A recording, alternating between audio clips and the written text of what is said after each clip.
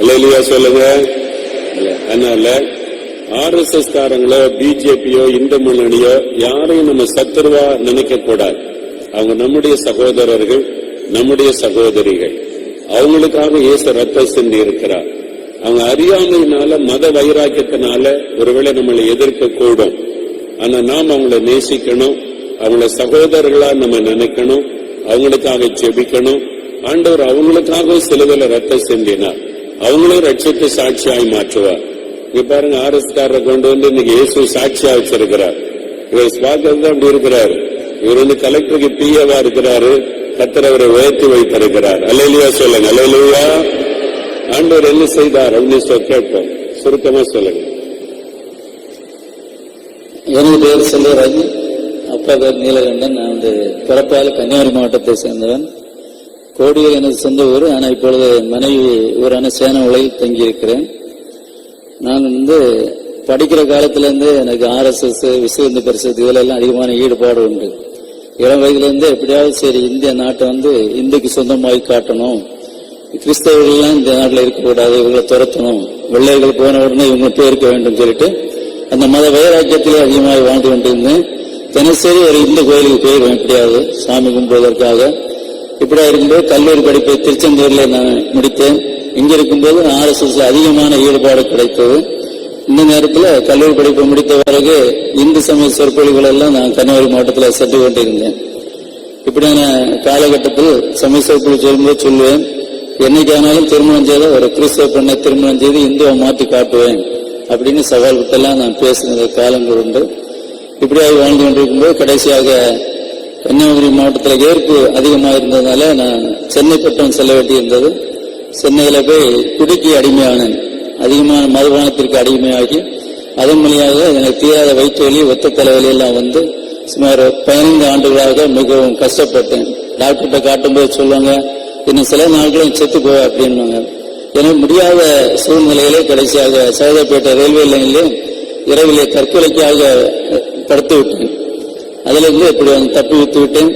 நான் இப்படியே வாழ்ந்து கொண்டிருக்கும் பொழுதும் எனக்கு அரசாங்கத்தில் பணி கிடைத்து இதே தூத்துக்குடி மாவட்டத்திற்கு பணி அமர்த்தப்பட்டேன். இங்கு வந்த பிறகு எனது மத வைராக்கியம் போகவில்லை. நான் இங்கு பணியில் வந்து சேர்ந்த சில மாதங்களிலே இதை இயேசுடைய தேவனுடைய வீடு கட்டும்படியான அந்த கட்டுமான பணிக்கு நீதிமன்றத்தில் வழக்கு நடந்ததனால் அதை ஆய்வு செய்வதற்காக 2 பேரை அனுப்பி வைத்தது அரசு. அதில் நானும் ஒருவர் RCஐ சார்ந்தவர். இங்க வந்து எப்படியாவது இதை இடிச்சு தள்ளியனுள்ள ஒரு வைராக்கியத்தோடு நான் அரசு ஜீப்பிலே வந்தோம். வந்து இங்கெல்லாம் அளவெல்லாம் பார்க்கும்போது எல்லாம் சரியாக இருந்தது. முடித்து விட்டோன்னே என்னோட வந்து RC சார்ந்தவர் அண்ணன் போய் எனக்கு ஜெபம் பண்ணுங்க அப்படின்னு சொன்னாங்க. உடனே அண்ணன் என்ன ஜிபி பக்கத்தில் என்ன வந்து கூப்பிட்டு நீங்களும் வாங்க அப்படின்னு கூப்பிட்டாங்க. நான் சொன்னேன், எனக்கு இந்த கோபத்தை எல்லாம் அப்போது நேரடியாக திட்டி தீர்த்தேன். முழங்கால் படிக்கு வேற எவனாவது போய் பாரும், என்கிட்ட வந்து கேட்குறது அப்படின்னு சொல்லிட்டு நான் வசதி திட்டினேன். அதோட அண்ணனவர்கள் சென்று அவருக்கு மட்டும் ஜெபித்து விட்டார்கள். அதனால வந்து நான் திரும்பி வந்து விட்டேன். இப்படி இருக்கின்ற காலகட்டத்தில் திருமணத்தின் சேந்தமங்கலத்தில் ஒரு இந்து ஆலயத்தை புதுப்பிப்பதற்காக சில லட்சம் ரூபாய்களை செலவு செய்து செப்பனிட்டு இன்னைக்கு கல்வெட்டு அங்கே இருக்கிறது. அது மட்டுமில்ல அருகில் ஆத்தூர்ல CSI சபை கட்டுவதற்கு வரும்பொழுது அதற்கு அனுமதி கொடுக்க கூடாது எதிர்த்து எழுதி அது அனுமதி கிடைக்காமல் நிறுத்தி வைத்திருந்தார்கள். இப்படியாக பல இடங்கள் எங்கிருந்தாலும் இந்து சமயத்திற்காக என்ன செய்து கொண்டு கிறிஸ்தவர்களுக்காக எதிராக எல்லாவற்றையும் செய்து வாழ்ந்து கொண்டிருந்தேன். கடைசியாக ஒரு வழியாக பெரியவர்கள் பேசி ஒரு கிறிஸ்தவ பெண்ணை திருமணத்துக்கு எனக்கு சம்மதிக்க வைத்தார்கள். அதன் மூலமாக நான் அதை ஏற்றுக்கொண்டு கடைசியாக தேவாலயத்தில் சென்று திருமணம் முடிக்காமல் கல்யாண மண்டபத்தை வைத்துதான் திருமணம் முடித்தேன். இப்படி அவர்களிடம் வாழ்ந்து கொண்டிருக்கும் பொழுது அந்த காலத்தில் நாங்கள் ஆழ்வார்த்திணையிலே குடியிருந்தோம். இப்படியா மிகவும் அடிமைப்பட்டு கிடந்த அந்த காலகட்டத்தில் தான் நான் ஒரு நாள், ஒரு முக்கியமான நாள் என் வாழ்விலே நான் கண்ட மறுமலர்ச்சி தெய்வமான இயேசு கிறிஸ்து அறிமுறையான ஒரு வாய்ப்பை கற்று தந்தார். 1995ஆம் ஆண்டு ஜனவரி 1ஆம் தேதி அந்த ஒத்த தலைவரில் நான் மிகவும் கஷ்டப்பட்டு விட்டு இந்த புத்தாண்டை எப்பொழுதும் போல நான் திருச்செந்தூர் கோயிலில் கொண்டாட வேண்டும் என்பதற்காக பைக்கிலே இந்த வழியாக திருநெல்வேலி திருச்செந்தூர் சாலை வழியாக நான் வந்து கொண்டிருக்கும் போது மதிய வேளை குறும்பொரு சந்திப்பில் வரும்பொழுது மனதில் ஒரு எண்ணம் வந்தது. எங்கெல்லாமோ கிறிஸ்தவர்கள் சாட்சி வருகிறார்கள், அதை வேடிக்கை பார்த்து விட்டு நாம் செல்வோம் என்று சொல்லி நான் இதே 4 மாடி இயேசுடிக்கால் அப்போது அந்த பந்தல் மண்டபத்தில் புத்தாண்டு கூட்டம் நடந்து கொண்டிருந்தது. அதுக்காக பைக்கை கொண்டு போய் ஓரத்தில் நிறுத்திவிட்டு கடைசி நபராக மாமரத்தின் கீழ் இருந்து கொண்டிருந்தேன். அப்பொழுதுதான் சகோதரர்கள் ஏதோ வார்த்தைகளை சொல்லிவிட்டு கடைசியாக சொன்னார்கள், இப்பொழுது உங்களுக்கு என்ன வேண்டுமோ கேளுங்கள், கர்த்தர் உங்களுக்கு அதை செய்வார் என்று சொன்னதை நான் மைக்கு மூலமா கேட்டேன். சுமார் 40,000க்கு மேல கூட்டம். அப்புறம் நான் கண்களை கூட மூடாமல் ஒரு வேடிக்கையாக சொன்னேன், ஆமா பெரிய கர்த்தரான் என தீராத வயிற்று வலி ஒத்த தலையை தீர்க்கட்டும் என்று சொல்லி வெளியே கூட சத்தம் இல்லாமல் சொன்னேன். அப்பொழுது அதே சமயத்திலே மைக்கில் அன்பு சகோதரர் அண்ணன் அவர்கள் சொல்வார்கள், ஆண்டவர் ஒரு பெயரை திரும்ப திரும்ப காண்பிக்கிறார். யார் இந்த செல்வராஜ்? செல்வராஜ் என் தீராத வயிற்று வலியையும் ஒத்த தலைவலியும் கர்த்தர் நீக்கி போடுகிறார் சொன்னார்கள். அதே நேரத்தில் என்னை யாரோ பின்னாலே தொடுவது போன்ற ஒரு உணர்வு வந்தது. திரும்பி பார்த்தேன், யாரும் இல்லை. அதே மாதிரி முன்பக்கத்திலும் ஒரு வரசல். அண்டையிலிருந்து நான் கூட திரும்ப மேடைக்கு போகாமல் இதன் மேல் நம்பிக்கை கொள்ளாமல் திரும்ப நான் வெளியே வந்து விட்டேன்.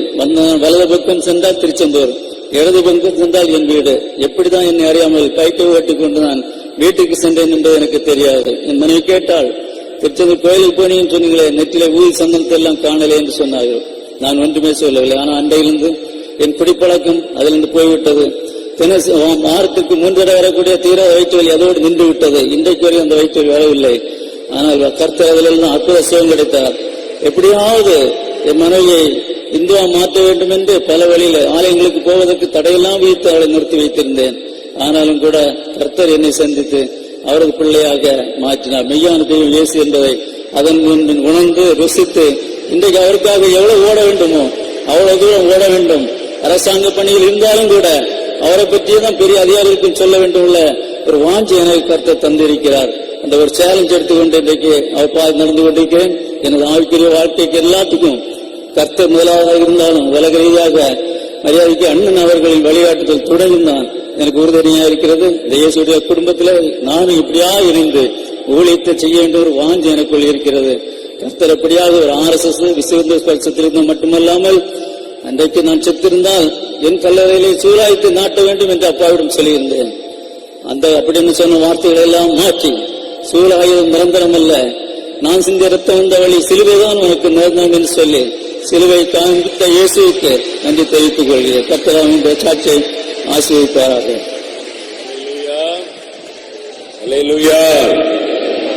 பாருங்க, தன் மனைவி ஒரு கிறிஸ்தவளை கல்யாணம் பண்ணி இந்துவா மாத்த நினைச்சிருக்கிறார். இயேசு கிட்ட சவால் விட்டு அவ்வளவுதான். பாருங்க, ஆண்டவர் அவரை மாத்தி ஊழியக்காரராக கொண்டு வந்து நிறுத்திட்டார். ஆமென். சவால் விடுற ஆளுன்னா இயேசுக்கு ரொம்ப பிடிக்கும். இயேசு கிட்ட சவால் விட்டு பார்க்க சொல்லுங்க, அவ்வளவுதான். அவனை சாட்சியா மாத்திருவாரு, இல்லன்னா அவன் இல்லாம போயிருவான் அவனை. அதான் 2ல 1 நடக்கும். சகோதரர் பாருங்க, இன்னைக்கு சாட்சியா நிறுத்தி இருக்கிறார். ஆண்டவர் பெயர் சொல்லி அழைச்சி 2 வியாதியும் சொல்லி சுகமாக்கினார். 2 வியாதியும் அவர் விட்டு போய்விட்டாரு. 15 வருஷமா இருந்த வியாதி. எனக்கு எத்தனை அற்புதமான சாட்சிகள். ராமசாமியை பெயர் சொல்லி அழைச்சி அவருக்கு அந்த வியாதியை குணமாக்கினார். இயேசு இன்றைக்கும் உயிரோடு இருக்கிற ஆண்டவர். அல்லேலூயா. God bless you. God bless you, brother. இன்னொரு சாட்சியை நம்ம கேட்க போகிறோம். அன்பு சகோதரி டெய்சி ஞானராஜ் அவங்க மதுரையிலிருந்து வந்திருக்கிறாங்க.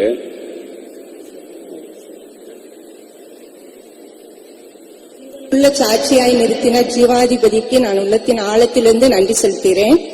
நான் 85ல இருந்து இயேசு விடுவிக்கிற பத்திரிகை படிப்பேன். அதுல 89ல தேவனுடைய வீடு கட்டியிருக்கிற அந்த பிரதிஷ்டையை பார்த்து எப்படியாவது நான் போயிடும்னு சொல்லி 90வது வருஷத்துல 1ஆம் தேதி வாக்குத்தத்த கூட்டத்துக்கு வரணும்னு சொல்லிட்டு நான் எங்களுடைய ஆலயத்துக்கு போயிட்டு நான் இங்க கிளம்பி வந்தேன். எங்க ஆலயத்துல மனுஷரால் கூடாதவைகள் தேவனால் கூடும் என்கிற வாக்குத்தத்தத்தை கேட்டுட்டு நான் ஜெபம் பண்ணிட்டு நான் இங்க தேவனுடைய வீட்டுக்கு வந்தேன். இங்க அண்ணன் பயப்படாதே, நான் உனக்கு துணை நிற்கிறேன் என்கிற அந்த வாக்குத்தத்தத்தை கொடுத்தாங்க. எனக்கு ஒரே ஒரு பிள்ளை, அதுவும் ஜெர்மனி கர்த்தர் கொடுத்த பிள்ளை. நானும் என்னுடைய சகோதரிகள் 2 பேரும் என்னுடைய பிள்ளையும் வந்தோம். என்னுடைய ஹஸ்பண்ட் கூட அன்னைக்கு வரல. அப்படி வந்தப்ப இங்க நல்ல செய்தியெல்லாம் கேட்டு நாங்க சந்தோஷமா நாங்க எங்க உறவினர் வீடு சாத்தங்குளம் பக்கத்துல இருக்குது, சகோதரி வீடு. அங்க போயிட்டோம். போனா அங்க பிள்ளை நல்லா விளாண்டுட்டு நல்லா இருந்த பிள்ளை திடீர்னு படுத்த பிறகு பாத்தீங்கன்னா கைய கால அடிச்சிச்சு. லைட்டை போட்டு பார்த்தா வாய் வழியா நுர தள்ளி பிக்ஸ் மாதிரி வந்துருச்சு. நாங்க உடனே பக்கத்துல இருக்க அந்த சாத்தங்குளம் ஹாஸ்பிட்டலுக்கு கொண்டு போனோம். அவங்க ஒரு இன்ஜெக்ஷன் போட்டு சரியாயிரும் போங்கன்னு சொன்னாங்க. நாங்க வீட்டுக்கு கொண்டு போயிட்டோம், நல்லா ஆயிட்டான்னு சொல்லிட்டு திரும்ப படுக்க வச்சோம். திரும்ப படுக்க வச்சா கொஞ்ச நேரத்துல மறுபடியும் அதை காட்டில அதிகமா அவளுக்கு வந்து பிக்ஸ் வந்துருச்சு. உடனே மறுபடியும் நாங்க அதே டாக்டர்கிட்ட கொண்டு வந்தோம். டாக்டர் வந்து பார்த்துட்டு இன்ஜெக்ஷன் போட்டுட்டு அவங்க உள்ள போய் நர்ஸ்கிட்ட சொல்றாங்க, இந்த பிள்ளை பிழைக்காது, இவங்கள மதுரை கொண்டு போக சொல்லுங்க, இல்லைன்னா திருநெல்வேலி கொண்டு போக சொல்லுங்க அப்படின்னு சொன்னாங்க. நான் மதுரையில இருந்து வந்தேன். நான் அப்ப ஆண்டவர்கிட்ட சொன்னேன், ஏசப்பா நான் வேற எங்கேயும் வரல, உங்க வார்த்தையை கேட்கதான் நான் வந்தேன் ஆண்டவரே. இப்ப என் பிள்ளை செத்து போய் நான் மதுரைக்கு கொண்டு போனேன்னா உங்க நாமம் தூசிக்கப்படும் ஆண்டவரே. நான் வந்து இனிமேல் நான் மதுரைக்கும் போக மாட்டேன், திருநெல்வேலிக்கும் போக மாட்டேன், எந்த ஆஸ்பத்திரிக்கும் கொண்டு போக மாட்டேன், நான் மறுபடியும் இந்த தேவனுடைய வீட்டுக்கே கொண்டு வருவேன்னு சொல்லிட்டு நாங்க அழுது கண்ணீரோடு கூட ஒரு கார்ல வந்தோம். அப்ப வரும்போது 3 சகோதரர்கள் இங்க இருந்தாங்க. அவங்க வந்து சொன்னாங்க, அழுகாதீங்க சிஸ்டர், இங்க ஆண்டோடைய பாதபடி கொண்டு வந்துட்டீங்க, கண்டிப்பா கர்த்தர் உங்க பிள்ளைக்கு அற்புதம் செய்வாங்கன்னு சொன்னாங்க. அன்னை மதியம் இங்க மீட்டிங் முடிச்சுட்டு இன்னொரு இடத்துலயும் மீட்டிங் முடிச்சுட்டு அப்பதான் அவங்க உள்ள வந்திருக்காங்க. நாங்க வரும்போதே நைட்டு ரொம்ப 11 o'clock 11 மணி இருக்கும். அன்னை அப்பதான் உள்ள வந்து ரெஸ்ட் எடுக்க போயிருக்கவங்க. இப்படி ஒரு சகோதரி பிள்ளையை தூக்கிட்டு அழுதுட்டு வந்திருக்காங்கன்னு சொல்லுவோம். அண்ணனும் உடனே வந்தாங்க. வந்து அந்த தேவனுடைய வீட்டுல வந்து பிள்ளைய நடுவுல போட்டிருக்கோம். பிள்ளைக்கு உயிர் இல்ல, கைகாலெல்லாம் விரைச்சு போச்சு. அப்படியே அசைவில்லாத ஒரு பாடிய போட்டுதான் நாங்க எல்லாரும் சுத்தி உட்கார்ந்து அண்ணே அப்படியே கர்ச்சிப்ல அழுகுறாங்க. அப்பதான் நான் பார்த்தேன் அண்ணனுக்குள்ள அந்த இயேசுடைய மனதுருக்கத்தை, கண்ணீர் கீழே வடியுது. நாங்க எல்லாரும் கதறோம், அண்ணன் அழுகுறாங்க. ஆண்டவரே உங்க பாதத்துக்கு வந்திருக்கு இந்த பிள்ளைக்கு நீங்க ஜீவன் கொடுத்தாதான் நாங்க எந்திரிப்போம், நீங்க எலியாவின் தேவன் ஆண்டவரேன்னு சொல்லி அண்ணன் அழுகுது, கண்ணீரோடு கூட ஜெபிக்கிறாங்க. ஒரு விடுதலையும் இல்ல. 1 மணி நேரம் ஆச்சு. திடீர்னு பாத்தீங்கன்னா எனக்குள்ள ஒரு சமாதானம் வந்துச்சு. அந்நேரம் பார்த்து அண்ணே சொல்றாங்க, நான் பார்க்கல, அண்ணே சொன்னாங்க, ஜீசஸ் வந்து பிள்ளைய கீழே குனிஞ்சு தொட்டுட்டு என்னைய வந்து பார்த்து புன்முறுவல் பார்த்து சிரிச்சுட்டு போறாங்க சிஸ்டர் அப்படின்னு சொன்னாங்க. அந்த செகண்ட் எனக்குள்ளேயே ஆண்டோடைய சமாதானம் வந்துச்சு. உடனே அண்ணே சொன்னாங்க, துதிச்சு நம்ம எல்லாரும் ஜோம் பண்ணி பிள்ளைய எடுத்துட்டு போங்க, பிள்ளைக்கு ஒண்ணும் செய்யாது, நீங்க தூக்கிட்டு போங்க அப்படின்னு சொன்னாங்க. ஆனாலும் நீங்க டாக்டர்கிட்ட பாக்கணும்னா பாத்துக்கோங்க நீங்க உள்ளவங்க சொன்னால.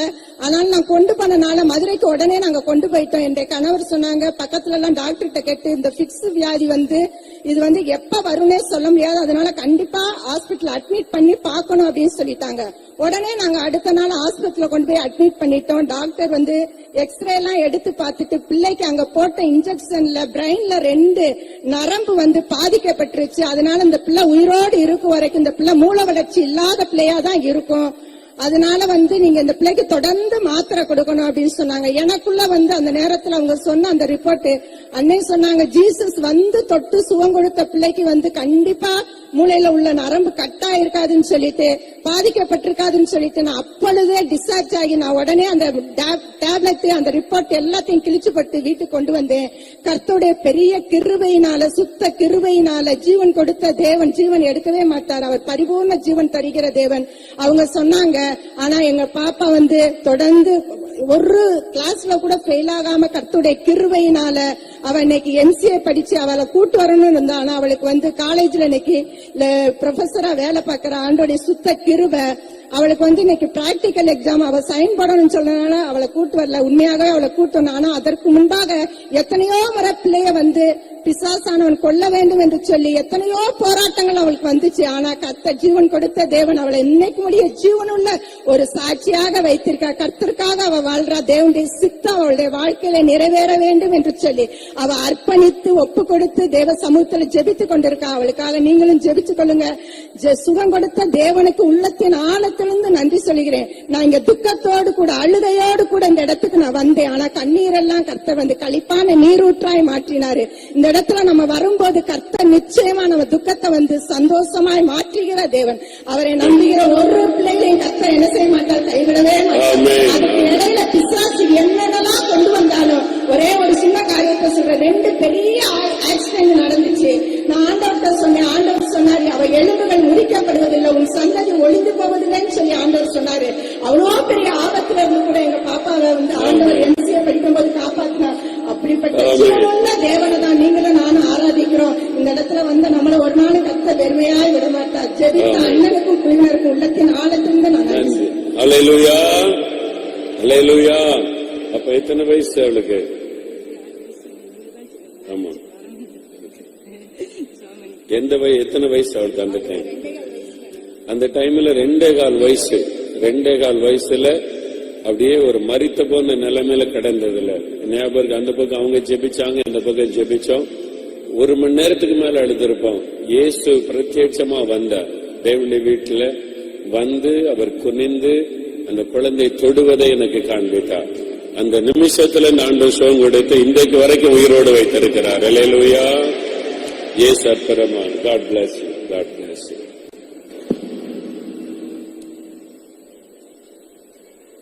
அடுத்து நம்ம மத்தியில sister Megala. Okay, sister Megala Trichy சார்ந்தவங்க.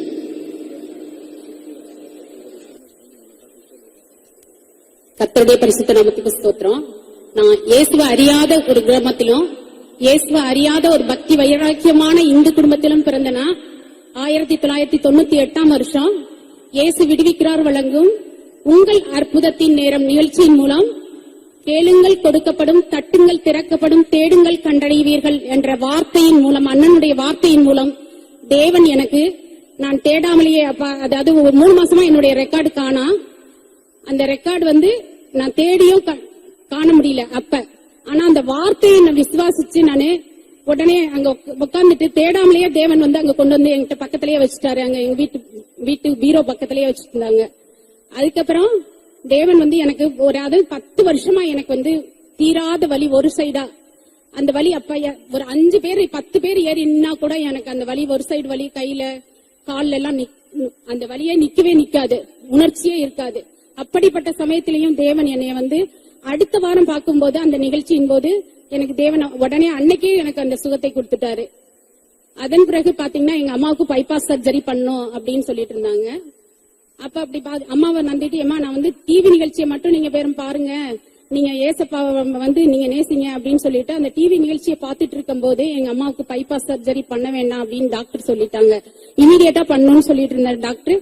நீங்க பண்ண வேண்டாம், உங்களுக்கு நல்லா இருக்கு, நார்மலா இருக்கு அப்படின்னு சொல்லிட்டாங்க. அதை விட என்னன்னு கேட்டீங்கன்னா, எங்க தங்கச்சி ஒரு ஊனமான பொண்ணு. கல்யாணம் ஆகி டைவர்ஸ் ஆயிடுச்சு. ஆனா டிவி நிகழ்ச்சியின் மூலம் நாங்க தொடர்ந்து டிவி நிகழ்ச்சியை பாத்துட்டு இருக்கும் போது பாத்தீங்கன்னா, முதல் கல்யாணம் மாப்பிள்ள முதல் கல்யாணம் பண்ற மாப்பிள்ள உடனே என் தங்கச்சி திருமணம் செய்து கொடுத்தாங்க. எனக்கு தேவன் எண்ண முடியாத அதிசயங்களையும் அற்புதங்களையும் செஞ்சிருக்காங்க. அந்த அற்புதங்கள்ல ஒரு சிலவற்றை தான் கூறுறேன். அதே போல எனக்கு என் கணவருக்கு ஒரு ரைஸ் மில், அது பாத்தீங்கன்னா நீதிமொழிகள் 21ஆம் அதிகாரம் 1ஆம் வசனத்தின்படி அண்ணன் சொன்னதுபடி, ராஜாக்களின் இருதயத்தை நீர்க்கால்களின் ஓரமாய் திருப்புகிற தேவன் அவர்களின் இருதயத்தை திருப்பி உங்களுக்கு அந்த இடத்தை தருவாங்க அப்படின்னு சொன்னாங்க. அதே போல அந்த இடத்தை தந்து எங்களுக்கு இப்ப ரைஸ் மில் வைக்கிறதுக்கு தேவன் உதவி செஞ்சிருக்காரு. எங்களுடைய ரைஸ் மில்ல நாங்க வேப்ப முன்னாக்கு தொழில் செஞ்சிட்டு இருக்கோம். அந்த தொழில் தமிழ்நாடு, கேரளா மற்றும் வெளிநாடுகளுக்கு ஏற்றுமதி செய்யக்கூடிய அளவுக்கு தேவன் வாசல்களை தந்திருக்கிறார். தேவன் செய்த பரிசுத்த உதவிக்கு கோடான கொடி ஸ்தோத்திரம். அவங்க ஒரு இந்து குடும்பத்தை சார்ந்தவங்க. நம்முடைய டிவி நிகழ்ச்சி மூலமா ஆண்டவர் தன்னுடைய அற்புதங்களை அவங்களுக்கு வெளிப்படுத்தி ஒவ்வொரு அற்புதமா செய்து இன்றைக்கு முழு குடும்பமும் இயேசுவை ஏற்றுக்கொண்டு கர்த்தருக்கு சாட்சியா இருக்கிறாங்க. அல்லேலூயா சொல்லுங்க. அல்லேலூயா. God bless you. God bless you sister. Amen. அடுத்து ஒரு சாட்சியை கேட்க போகிறோம். சௌர தங்கபாண்டி.